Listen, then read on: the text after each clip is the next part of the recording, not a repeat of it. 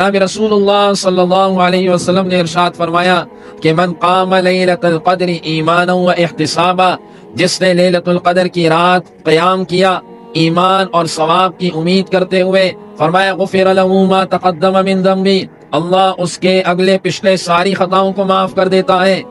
آپ نے پہلے رمضان کے عشرے کا اعتکاف کیا، پھر اس کے بعد دوسرے عشرے کا اعتکاف کیا، پھر اس کے بعد تیسرے عشرے کا اعتکاف کیا۔ آپ نے فرمایا کہ میں نے لیلۃ القدر کو اس پورے مہینے میں ڈھونڈا، اور اس پورے مہینے میں ڈھونڈنے کے بعد اس نتیجے پہ پہنچا ہوں کہ لیلۃ القدر یہ آخری عشرے میں ہے، اور آخری عشرے کا جو ہے وہ اعتکاف کرنے کا آپ نے حکم دیا۔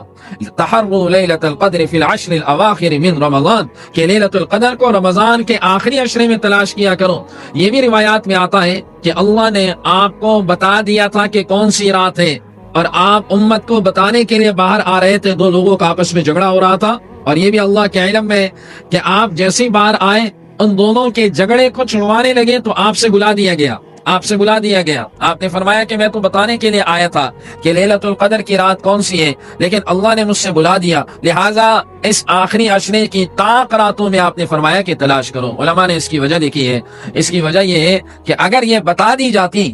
اگر یہ رات متعین کر دی جاتی، تو جیسے اس رات میں نیکی کا ثواب 1000 مہینوں سے جو ہے وہ اس کو تقسیم کیا جاتا ہے، ضرب لگایا جاتا ہے، اسی طرح اگر بتا دیا جاتا اور کوئی گناہ کرتا تو گناہ بھی اسی طرح جو ہے وہ اتنے گناہ ہوتا، یعنی گناہ کا وبال بھی پھر اتنے سالوں کا ہوتا۔ اسی لیے اللہ نے اس کو مخفی کر دیا، اور اللہ نے اس کو چھپا دیا، اور امت کو بتا دیا کہ کچھ تم بھی تلاش کرو، کچھ تم بھی محنت کرو۔